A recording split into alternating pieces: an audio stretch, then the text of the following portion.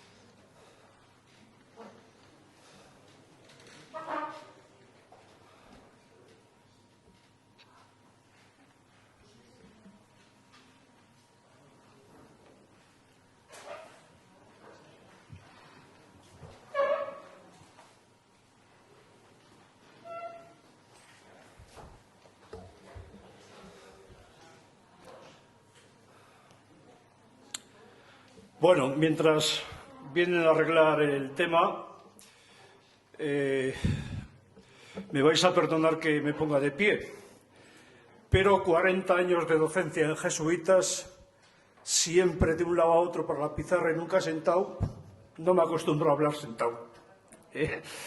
Y también la docencia es lo que me ha dado, el tuteo, así que perdonad que os tutee. Con respecto a la charla, dos puntualizaciones.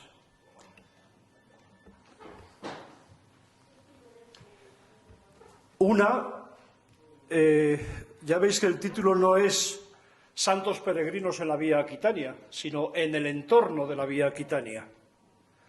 Por ejemplo, voy a hablar de Castrillo-Murcia, que no tiene que ver con la Vía Aquitania. Pero Castrillo-Murcia es una pedanía de Sasamón por donde sí pasa la Vía Aquitania, por poner un ejemplo. Y también voy a intentar seguir un poquito un orden cronológico, aunque no siempre le voy a respetar. Los santos que me traen a esta charla son tres. El primero, como no, Santiago. Ahí nos encontramos en la portada meridional de Santa María la Real de Sasamón. Es una especie de copia de la portada del Sarmental de la Catedral de Burgos.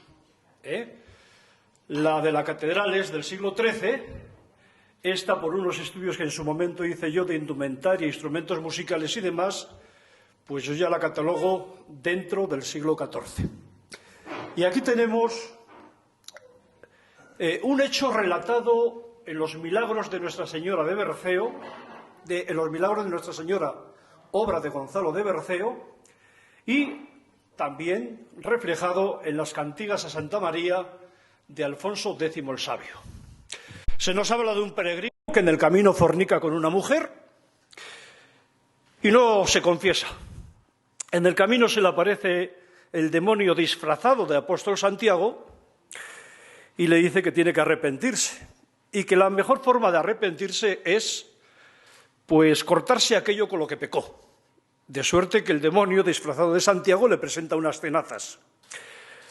El peregrino, ni corto ni perezoso, se corta los genitales, se desangra y muere. Y cuando ya el demonio se lo llevaba consigo, aparece el auténtico apóstol, invoca a María, ésta resucita al peregrino y el peregrino al final termina metiéndose monje. Esto está en las ménsulas que soportan el dintel de la portada. En las ménsulas orientales tenemos el pecado de la lujuria. Una mujer que se insinúa, resaltando los pechos, ante el demonio. Y en las ménsulas occidentales, ahí está el demonio disfrazado de Santiago. Fijaros que en el gorro lleva la concha, pero en las manos las tenazas. Es el demonio disfrazado de Santiago. En la otra ménsula, el peregrino, que como os he comentado, termina arrepintiéndose, por supuesto, y al final dicen que se retira a hacer la vida propia de un monje. Esto en relación con la portada de Santa María la Real de Sasamón. Nos pasamos a Melgar de Fernamental. En la iglesia hay 2 sepulcros con armas reales que se habla supuestamente de unos infantes de Aragón. Es un escudo contracuartelado, de suerte que en los cuarteles 1 y 4 están las armas de Castilla, Castilla y León, y en los cuarteles 2 y 3 las armas de Sicilia, el águila, y Aragón, las barras. Luciano Huidobro, en su día cronista oficial de la provincia, dice que puede haber una posibilidad de que el águila no refleje Sicilia, sino que haga relación a doña Beatriz de Suabia. Con lo cual, Luciano Huidobro daba la posibilidad de que fuesen descendientes de Fernando III el Santo, emparentados con la Casa de Aragón. Inocencio Cadiñanos se limita a hablar de unos infantes de Aragón que, haciendo peregrinación, encuentran la peste en Melgar, terminan muriendo allí y, por lo tanto, allí son sepultados. En realidad, la época no es la de Fernando III el Santo.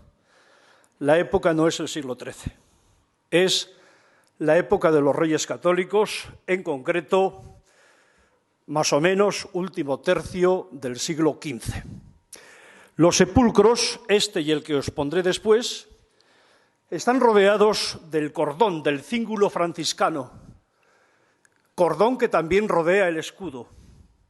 El cíngulo franciscano es un emblema que trajo Enrique III el Doliente en 1388, cuando es nombrado príncipe de Asturias.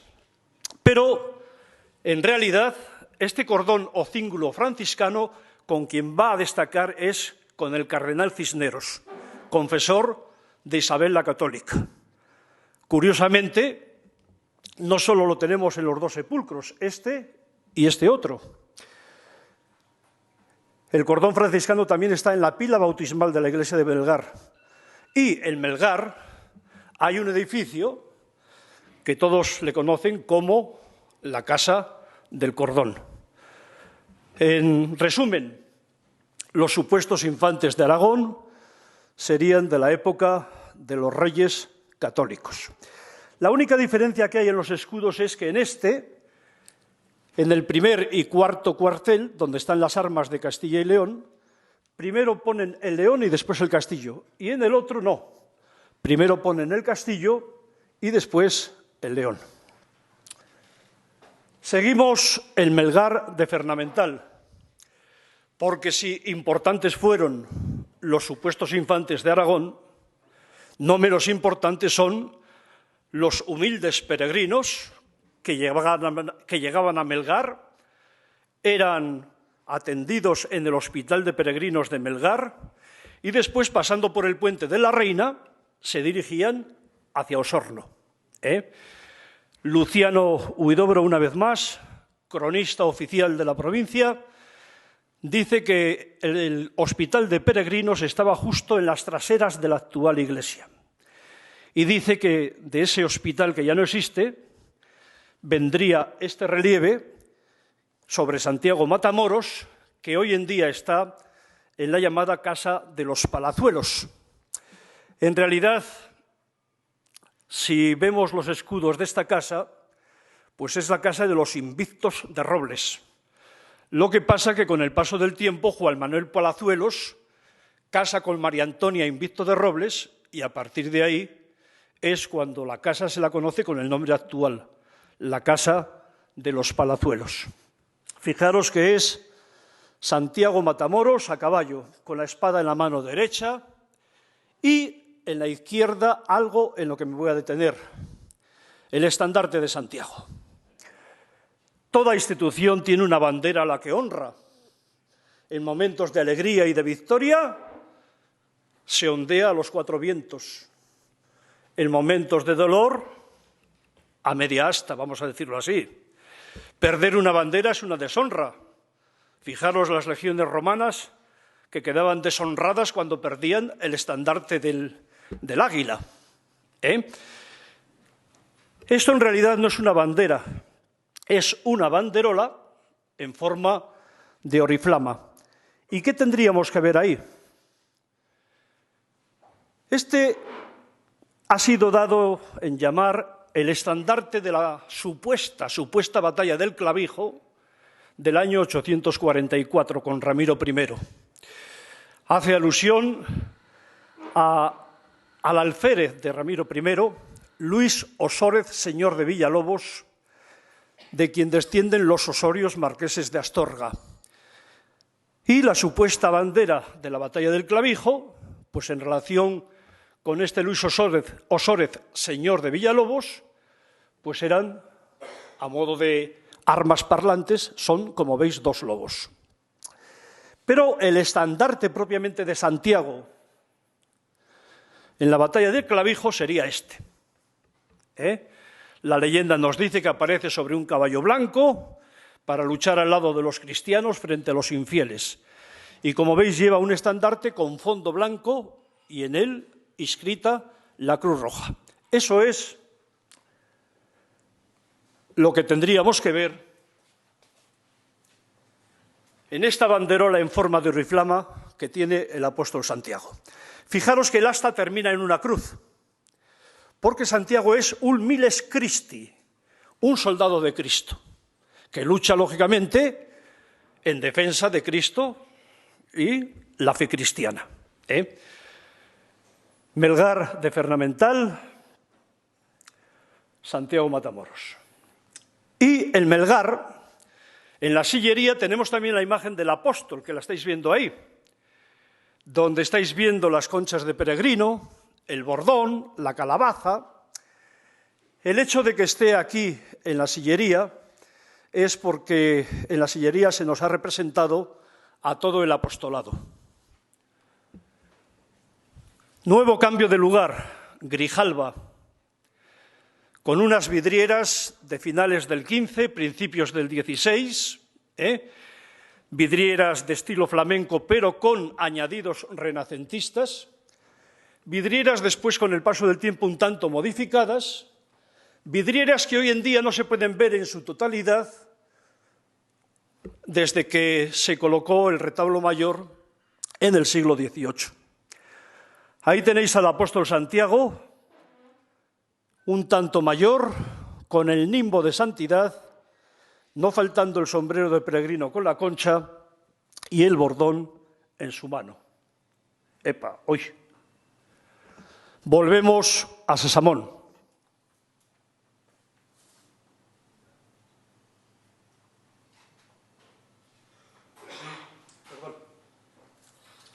El retablo de Santiago Matamoros, de las primeras décadas del siglo XVI, que se atribuye al taller de Felipe Bigarni. En el centro vemos a Santiago Matamoros y después 4 relieves sobre su vida, la decapitación, o sobre su leyenda, la decapitación, el embarque de su cuerpo en Jaffa, la llegada del cuerpo a Iria Flavia y la llegada del cuerpo al palacio de la reina Lupa. Abajo, en el banco, tenemos en el centro a María con el niño, acompañada por ángeles músicos, y en los laterales 4 santas, empezando por la izquierda, María Magdalena, que es la única que no tiene palma de mártir, su atributo ya sabemos que es el pomo de los perfumes, Santa Cristina con la espada, y al otro lado está Santa Bárbara con la torre y Santa Margarita con el dragón. ¿Qué podemos decir de Santiago Matamoros? Bueno, pues en realidad los precedentes iconográficos están en la antigüedad clásica. Ya en la antigua Grecia se representa a Alejandro Magno a caballo. Si pasamos a la antigua Roma, los emperadores, cuando salían de una ciudad en dirección a la guerra, la salida profectio lo hacía triunfalmente a caballo. Cuando ese emperador llegaba a una ciudad, lo que se llama adventus, también entraba en la ciudad triunfalmente a caballo. Muchos emperadores romanos se hicieron estatuas ecuestres y bajo las patas del caballo estaba el enemigo vencido. Precedente, pues, de nuestro Santiago Matamoros. Esta es la famosa estatua del emperador Marco Aurelio. Tendríamos que ver bajo las patas del caballo al enemigo vencido. Ya no está. Esto mismo pasa después al Imperio Bizantino. Así, por ejemplo, el políptico Barberini, donde supuestamente el que está a caballo es el emperador Justiniano. Y a los pies del caballo, la imagen simbólica de una ciudad representada por una mujer. Justiniano acompañado por la imagen de la victoria. Bueno, pues esta estatua, la de Marco Aurelio, que ya digo que tendríamos que ver bajo las patas al enemigo vencido, es el precedente de nuestro Santiago Matamoros. Cuando en el siglo IV el emperador Teodosio declara el cristianismo como religión oficial, todas las estatuas ecuestres de los emperadores se destruyen, todas menos esta. ¿Por qué? Porque no se le identificó con Marco Aurelio, se le identificó con el emperador Constantino. Y claro, el emperador Constantino, por el edicto de Milán del 313, había decretado el fin de las persecuciones a los cristianos. Si aquí ven a Constantino, ¿cómo le vamos a quitar? Ahí está el precedente iconográfico de nuestro Santiago Matamoros. En relación con este tema, se habla de que un peregrino griego negaba que el apóstol supiese montar a caballo. Y entonces el apóstol se le presentó a caballo y le enseñó unas llaves que llevaba en la mano, alusión a la futura reconquista de Coimbra por parte de Fernando I. Por lo demás, los evangelios no nos hablan nada del aspecto bélico de Santiago. Pero claro, en plena Edad Media había una mentalidad, por las cruzadas, las órdenes militares que iban a recuperar los lugares santos, había una mentalidad que se aprovecha de ella el arzobispo Gelmírez para hacer propaganda y también limpiar aquí el camino de Santiago de los infieles, aparte de otros motivos que ahora no es el caso hablar de ellos. Lo cierto es que Santiago termina siendo considerado patrón de España. Recordad esos gritos de Dios ayuda a Santiago, Santiago cierra y cierra España. En realidad hay historiadores, Yázquez Pulgar, por ejemplo, que afirman que era santo de devoción en el reino astur-leonés, razón por la cual los castellanos cogimos a San Millán, catalanes y aragoneses a San Jorge, ya que Pulgar dice: Santiago tan siquiera es mencionado en una batalla tan importante como la de las Navas de Tolosa del año 1212. Veis a Santiago con una indumentaria civil, la túnica o sayo y el manto por encima, por tocado, el sombrero de peregrino, donde está la concha y los bordones.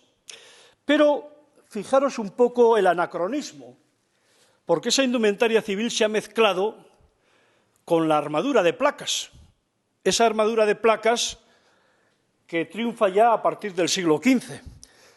Si os fijáis en la pierna, ahí tenemos una auténtica armadura. Las rodilleras, las grebas para las tibias y los zapatos o escarpes. El caballo tiene bastante bien reflejado la cabezada, con la frontalera, la muserola, la carrillera, el bocado, le falta el ahogadero. Tiene, por otra parte, el enjaezamiento del petral y el retranco.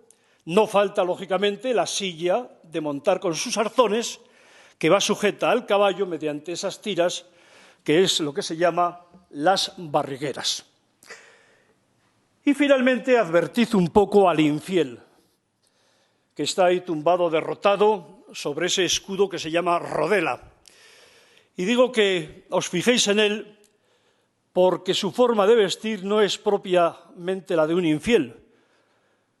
Tenemos ahí una lorica musculata rematada en la parte inferior por unas tiras de cuero que son las launas. Esa es más bien una indumentaria de romano que de infiel. Santiago Matamoros. La decapitación de Santiago. Muchas veces, a la hora de hablar de los martirios de cristianos, nos viene a la mente la crucifixión, porque es el medio de muerte de Cristo. Pero en realidad, si cogemos las actas martiriales, el primer sistema de ejecución fue la decapitación y el segundo, la cremación. La decapitación, pues tenía la ventaja de que ahorraba dolor al condenado, a la víctima. En un plis-plas te cortaba la cabeza y punto. Pero ojo, porque antes de que llegara la decapitación, el condenado estaba sujeto a lo que se llama el paseo ignominioso. El condenado, desde la cárcel hasta el lugar de la ejecución, pues tenía que hacer la travesía. Eso se convertía en un espectáculo público, anunciado incluso por un heraldo con trompetas, y entonces, durante todo el trayecto, en el paseo ignominioso, pues recibía por parte de la multitud escupitajos, insultos, incluso terminaba siendo apedreado. Llegaba al lugar de la ejecución y atado a un poste era flagelado. Y, tras la flagelación, pues se le ponía de rodillas y finalmente ya venía propiamente la decapitación. Dicen que en la antigua Roma la decapitación ya existió desde el legendario Rómulo, el fundador de Roma. A su servicio estaban los lictores, que llevaban lo que veis ahí. Por una parte, las virgae, varas de abedul para flagelar, y por otro lado, el hacha o securis para la decapitación. En la época del emperador Claudio es cuando se cambia el hacha o securis por una espada, la gladius, que va a triunfar en la guerra, va a triunfar en el anfiteatro en manos de los gladiadores y va a triunfar también en manos de los verdugos en estos actos de decapitación. La espada que vemos no es la gladius romana. A juzgar por cómo la agarran con las dos manos, pues es una espada del siglo XVI, de la época en que se hace el retablo, que sería lo que se llama la espada montante. Por otro lado, lo normal es que al condenado se le desnudara por completo, cosa que no vemos en el apóstol.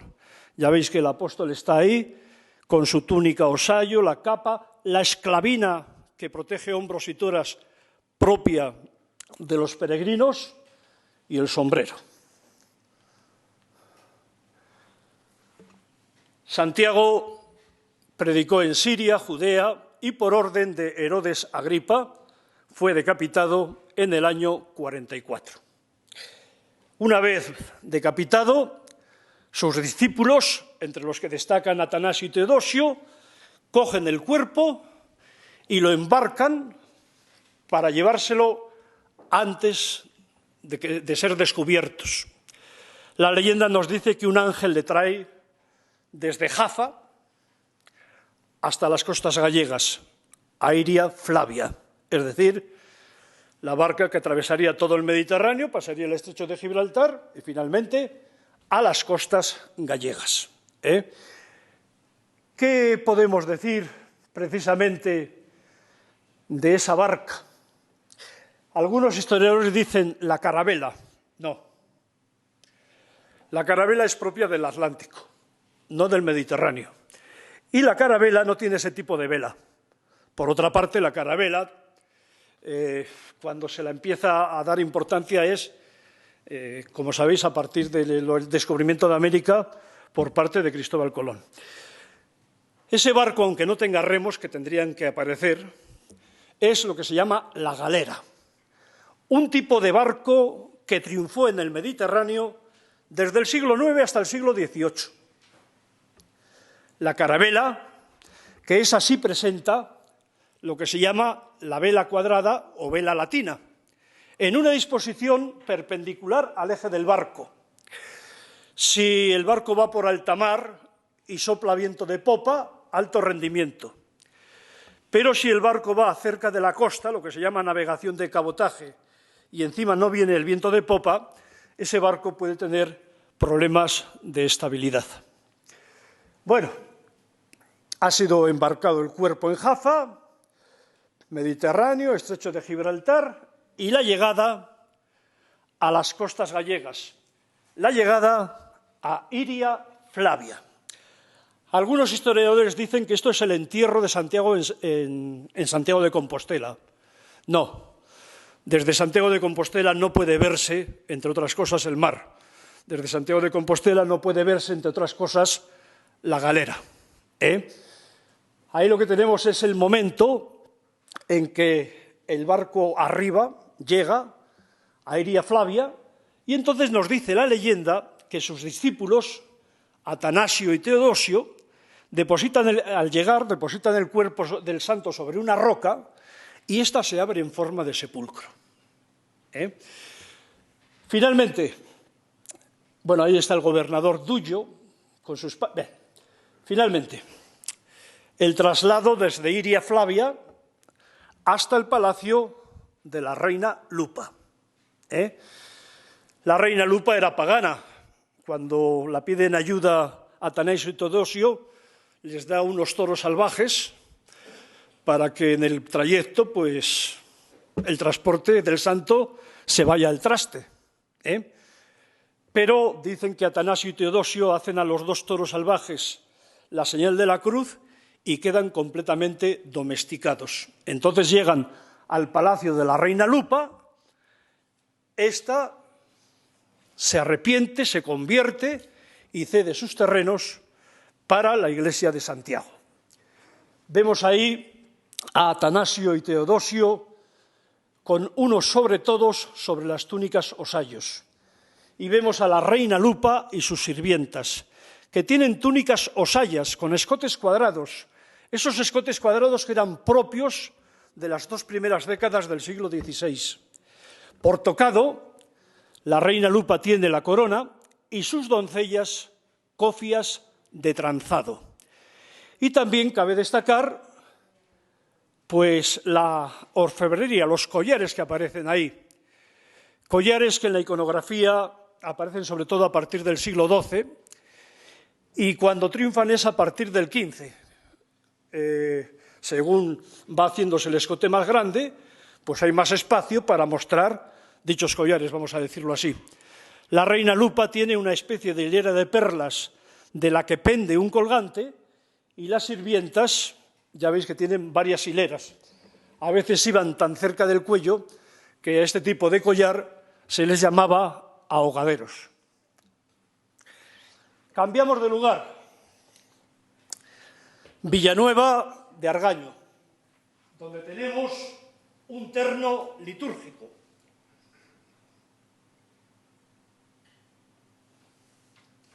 Un terno litúrgico que consta de dalmática, capa pluvial y casulla.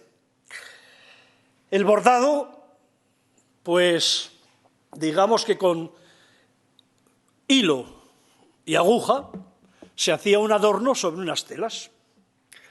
Viene el siglo XVI y la Iglesia, sobre todo a partir del Concilio de Trento, pues se interesa por bordados suntuosos, hechos sobre telas suntuosas, porque hay que dar la idea de una Iglesia católica triunfante frente al protestantismo. Y entonces es cuando vienen realmente pues unas ropas de hechura sencilla, pero la tela el terciopelo y los bordados con hilos de seda, de oro y plata. Claro, las mejores ropas estaban en manos de las catedrales y las iglesias un tanto humildes pues a veces se tenían que conformar con el falso oro, es decir, en lugar de hilos de oro, hilos de cobre. Decir que hasta el propio Felipe II llegó a criticar un poquito toda esta suntuosidad y el bordado entró en cierta decadencia a partir del siglo XVII. Como el terciopelo y esos hilos de seda, plata y oro eran bastante caros, era el comitente el que se encargaba de comprarlo y ponerlo en manos del bordador o broslador. Y el bordador, lo que ponían era sus instrumentos de trabajo, es decir, las tijeras, el dedal, las agujas y el bastidor. Pues bien, en Villanueva de Argaño, del terno litúrgico solo tenemos dos piezas, la capa pluvial y la casulla. Nos falta la dalmática. Dice Cristina Sigüenza que el uso continuo de estas prendas, el mal almacenaje que se hacía de ellas y también la acción de los parásitos hizo que muchas de estas prendas terminasen muy deterioradas o terminasen por desaparecer. Me pregunto si el hecho de que en Villanueva de Argaño no tengamos la dalmática ya haya podido ser por una de las razones que os acabo de comentar. Por lo demás, está datado en 1575 como obra de un tal Diego Camiña. Ahí tenéis la capa pluvial, cuyo origen está en una prenda romana, la lucerna. La capa pluvial, que llevaba en un principio una capucha o capilla para proteger al sacerdote de la lluvia, del frío, porque se utilizaba en procesiones al aire libre, entre otras cosas. Pero a partir del siglo XII, esa capucha o capilla se sustituye por un pequeño capuchón o capillo que ya no tiene funcionalidad práctica, es ornamental.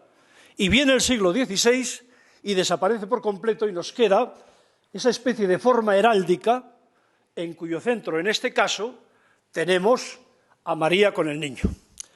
Por delante es lo que se llama una capa aurifrisiata, pues por delante tenemos los bordados, donde aparecen toda una serie de apóstoles, de los que ahora mismo el que nos interesa es Santiago de Compostela. No lleva realmente ropas de peregrino, le falta esa prenda típica del peregrino que es la esclavina. Es más bien ropas, olvidémonos del sombrero, que sí es propio del peregrino, es más bien las ropas del apóstol, la túnica con manto. En el sombrero tenemos lo que se llaman los signa. ¿Qué son los signa?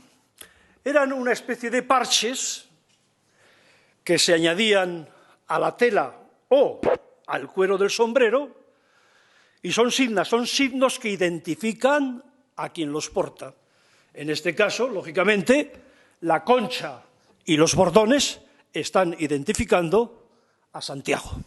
En relación con la concha, tenemos la leyenda de un caballero que paseaba por la playa, ve venir un barco a la deriva, ni corto ni perezoso, se mete con el caballo en auxilio del barco, la ola se lo traga, al cabo de un tiempo lo devuelve a la costa y dicen que sale ese caballero lleno de conchas. En ese mismo momento que era devuelto el caballero a la playa, el barco que en un principio iba a la deriva era donde venía el cuerpo del apóstol y termina arribando, lógicamente, de acuerdo con lo que hemos dicho, a Iria Flavia. ¿Qué podemos decir de la concha en sí? Bueno, pues la concha es símbolo de caridad, como una especie de mano abierta, pero la concha, sobre todo, hay que verla como símbolo de fertilidad y de regeneración, con precedentes mitológicos. El famoso nacimiento de Venus, esa famosa obra pictórica de Sandro Botticelli del Quattrocento italiano, donde sale del fondo del mar Venus sobre una concha. Dicen que sale de los genitales del cuerpo de Urano destrozado que había sido arrojado al mar. Es decir, el dios Urano muerto, de él sale la regeneración, la vida, la diosa Venus. ¿Qué tenemos nosotros en relación con esto? El peregrino también nos da esa idea de muerte y regeneración, porque el peregrino, como nos decían esta mañana, una de las razones es ir en penitencia, se entiende que está en pecado, cuando llega a Santiago se regenera, y es entonces cuando recibe de las costas de Galicia la concha como símbolo de regeneración. Es más,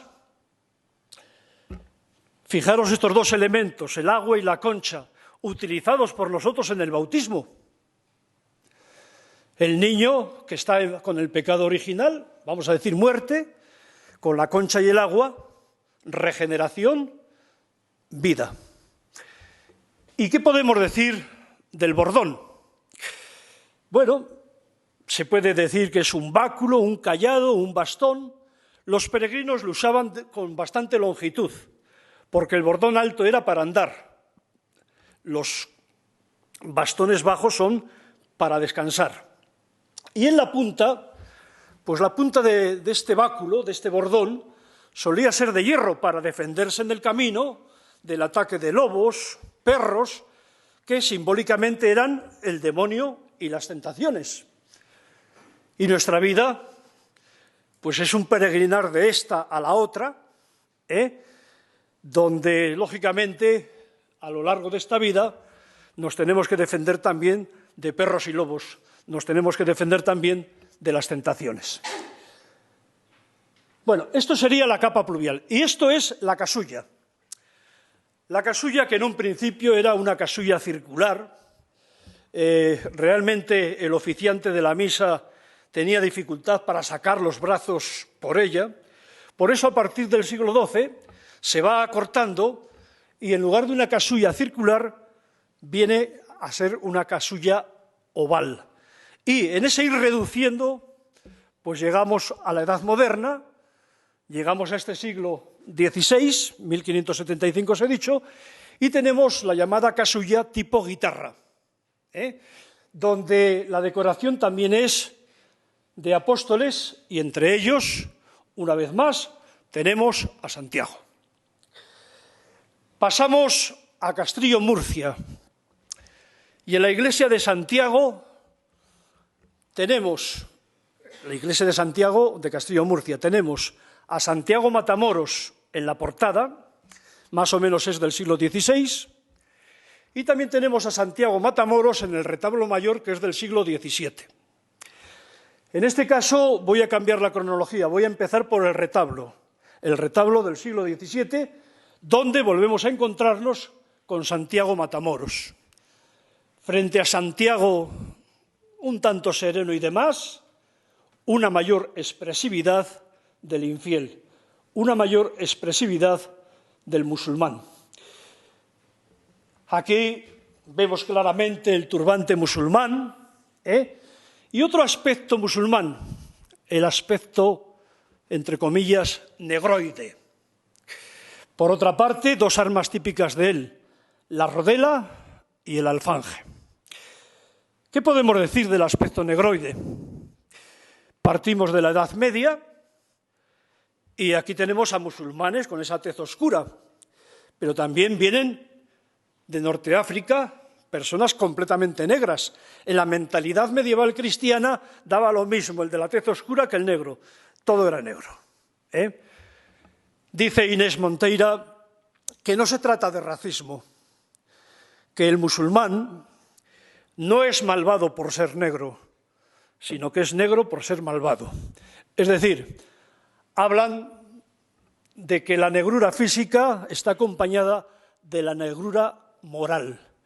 La idea del negro como algo demoníaco. El negro es la noche, la oscuridad, las tinieblas, y en ese sentido, pues sirvió muchas veces para representar al demonio, al pecado, etcétera, etcétera, etcétera. Ojo, porque muchas veces un mismo objeto, una misma planta pueden tener connotación positiva o negativa, depende del contexto donde estemos, porque el negro en otros aspectos tiene un carácter positivo que ahora no vamos a hablar de él. Mirad, frente al aspecto negroide del musulmán, la tez blanca del apóstol Santiago. Y en este siglo XVII, que es cuando se hace el retablo, pues dentro de la propia sociedad cristiana existe esta dicotomía. Los privilegiados, sangre azul, piel blanca; el estamento no privilegiado, el estamento del pueblo, tez oscura, porque está castigada por el sol diario en el trabajo, lo uno, lo otro y lo demás allá. El escudo ya os he dicho que es la rodela, era un escudo de cuero, pero reforzado en los bordes con metal.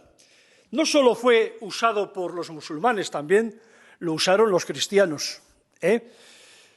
Un escudo que en manos cristianas, sobre todo, pues a partir del siglo XV, pierde su función defensiva. No nos sirve ya el escudo para defendernos, puesto que tenemos una auténtica armadura de placas. Y el alfanje es la espada que veis ahí, perdón, espada propiamente musulmana, con la hoja curva. También los musulmanes tuvieron una espada de hoja curva, pero mucho más larga, que era la cimitarra. Al final los cristianos terminaron incluso fabricando ellos mismos el alfanje. Y ahora sí, ahora nos pasamos a esa fachada, a esa portada de la iglesia de Castillo de Murcia, del siglo XVI, donde lo que me interesa destacar es un poco la gestualización. Frente a la serenidad de Santiago, la gestualidad del infiel.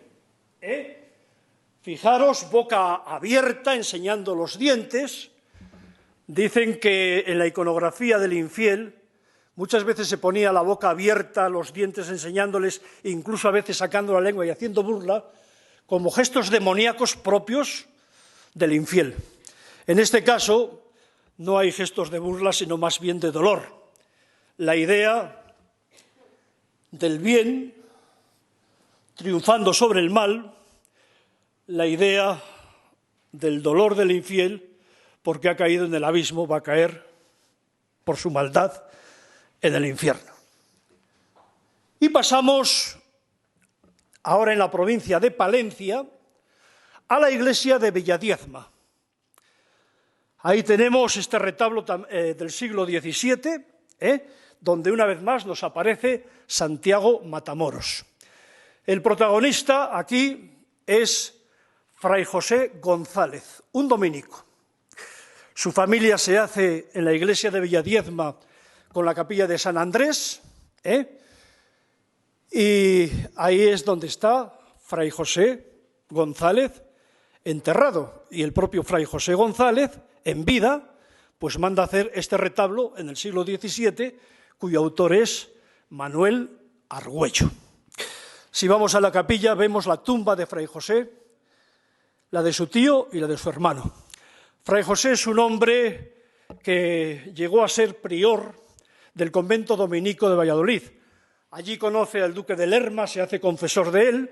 Fray José González va a estar a las órdenes, primero de Felipe III, después de Felipe IV. Llega a ser obispo de Palencia, obispo de Pamplona, arzobispo de Santiago de Compostela. Y ya en sus últimos días coge la sede de Burgos buscando un clima más saludable para su precaria salud. Solo que al poco tiempo de ocupar la sede burgalesa va a terminar muriendo, se le hacen las honras fúnebres y sus restos se trasladan a Villadiezma, a la capilla de San Andrés. Ahí vemos las lápidas. Las tumbas son obra de un tal José Veintenillas. En la de Fray José claramente pone arzobispo de Santiago. En la de su tío, que a la vez fue su padrino, Alonso, pone obispo de León. Y en la de su hermano Francisco pone visitador de Santiago de Compostela.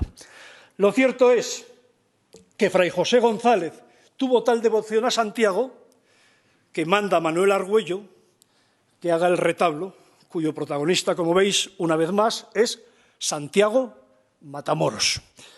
Me voy a fijar en dos elementos solo aquí: el tambor y la bandera, porque lo demás pues es repetir. Hombre, las ropas en este caso son propiamente musulmanas. Aparte del turbante, esa túnica es lo que se llama la yuba. Bueno, ¿por qué me quiero fijar en el tambor y en las banderas? Porque eran los clásicos trofeos de guerra que cogían los cristianos cuando derrotaban a los musulmanes y les colgaban a modo de trofeos de las paredes de las iglesias. Ahí tenéis un tambor de doble membrana con las cuerdas en los laterales entrecruzadas para tensar los parches. Ese tambor que entre los árabes tuvo una gran importancia para llevar a los soldados en orden, para darles órdenes, valga la redundancia. Ese sonido del tambor musulmán que a ellos les animaba a luchar y a los cristianos cuando lo oían les causaba pavor. Por eso cuando derrotaban a los musulmanes, los cristianos les cogían como trofeos de guerra. Es muy célebre esa frase sobre la supuesta batalla de Calatañazor, esa frase de Calatañazor donde Almanzor perdió el tambor. Un Almanzor, si nosotros les arrebatábamos los tambores, ellos nos arrebataban las campanas. Almanzor cogió las campanas de Santiago de Compostela y las llevó a la mezquita de Córdoba, haciéndolas funcionar como lámparas. Posteriormente, en el siglo XIII, cuando en 1248 venga la reconquista de Sevilla por parte de Fernando III el Santo, pues las campanas volverán a su sitio de origen. Y en relación con Santiago, finalmente, tenemos ahí la iglesia de Nuestra Señora de la Expectación de las Quintanillas. Hoy se suele decir la ermita de las Quintanillas. Uno de los retablos laterales nos muestra la imagen de Santiago Matamoros. Es del siglo XVIII.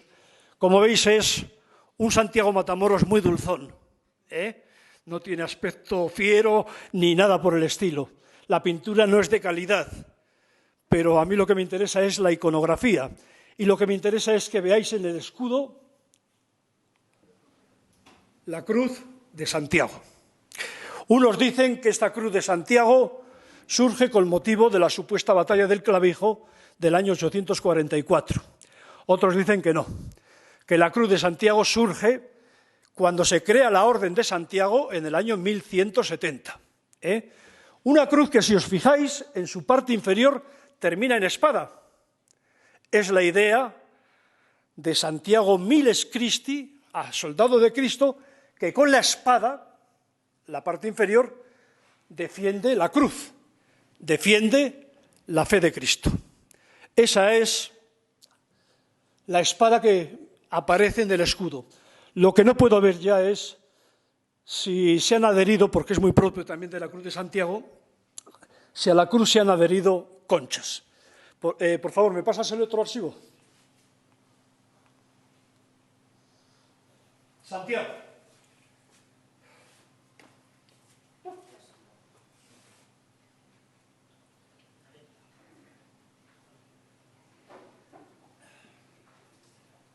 ¿Me quedan 10 minutos? No, he empezado menos 20. Bueno, hablemos de San Roque. Vive en el siglo XIV, nace en Montpellier, se queda huérfano, reparte la fortuna entre los pobres y peregrina a Roma. En su peregrinación se encuentra con enfermos de peste, dice que hace muchos milagros, sanaciones, etcétera, etcétera, y a la vuelta de Roma él mismo se contagia. Entonces, cuando se contagia, para no contagiar a los demás, se retira a hacer vida soledad en un bosque. Dicen que un perro le llevaba todos los días un pan para que pudiera comer. El dueño del perro, un tal Gotardo, se entera y se lleva al santo a casa. Y al final aparece un ángel y le termina curando. Después San Roque es encarcelado, acusado de espionaje, y estaría en la cárcel hasta su muerte, unos 5 años. Evidentemente, rara es la iglesia que no tiene un San Roque. Pero ojo, evidentemente no está como peregrino. La vocación que tenemos a San Roque es como santo antipestífero. Eso está claro. Digamos que le cuesta entrar en esta función porque teníamos a San Sebastián, pero a partir del Concilio de Constanza de 1414 ya gana popularidad. Y después ya en el siglo XVI le viene la competencia de San Carlos Borromeo, que está curando de la peste en Milán. Entonces, está clarísimo que en nuestras iglesias está no como peregrino, sino como santo antipestífero. Pero mirad el gorro. Si los que van a Santiago reciben la concha, los que van a Roma, las llaves de San Pedro, y los que van a Jerusalén, la palma. Este San Roque está en Bellasandino, como donde tenemos claramente las llaves de San Pedro. Pero si vamos a otros pueblos, Villanueva de Argaño, por ejemplo, contaminación con la iconografía de Santiago, porque esas conchas que aparecen en la esclavina son las propias de Santiago. Y esta contaminación de la iconografía de Santiago con la de San Roque está en muchas iglesias, en Citores del Páramo. Mirad, en Padilla de Abajo no solo tiene en la esclavina las conchas, sino también los bordones. Ya veis la contaminación con la iconografía de Santiago. Bueno, y finalmente, San Juan de Ortega, que es natural de Quintana Ortuño. En 1106, creo recordar, sí, 1106, iba a decir 1110, pero no.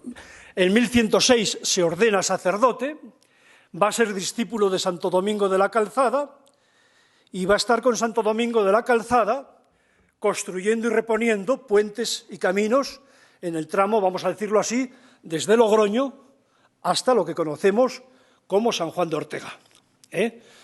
Hará peregrinación a Jerusalén y al volver, pues está a punto de morir en naufragio, pide ayuda a San Nicolás, sobrevive y entonces en honor de San Nicolás termina por fundar lo que hoy conocemos como convento de San Juan de Ortega, a unos pocos kilómetros de la ciudad de Burgos. Este San Juan de Ortega está en la iglesia de Palacios de Peñalver. Las típicas ropas del sacerdote a la hora de decir misa, la sotana, por encima el alba, la casulla, el manípulo. No os he traído la foto en el lateral, pero por el lateral incluso se ve el cíngulo para ceñir el alba a la cintura, y por el lateral también se puede ver la estola. Y por tocado, el bonete. Y este otro San Juan de Ortega, pues está en Villanueva de Argaño, donde hay ciertas cosas que no cuadran con el cargo que tuvo San Juan de Ortega. Aquí, bueno, le vemos la sotana, el escapulario, el roquete, la muceta. Sobre la muceta viene el palio. En realidad, la muceta y el palio no le corresponden. Son propios de otras dignidades como obispos, el Papa, etcétera, etcétera. Si vamos a Quintana Ortuño, su pueblo natal, ahí nos presentan posiblemente lo que sea su auténtica vestidura, la sotana, el roquete y un manto muy corto, llega hasta esta altura, que es lo que se llama manteo. Bueno, pues justo he estado 55 minutos. Muchas gracias por vuestra atención.